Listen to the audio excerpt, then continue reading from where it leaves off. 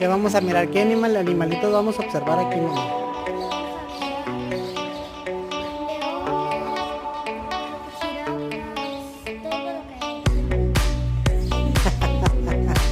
Tienen calor, es que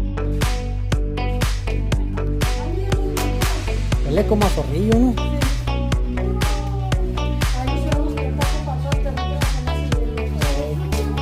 Es el que me va.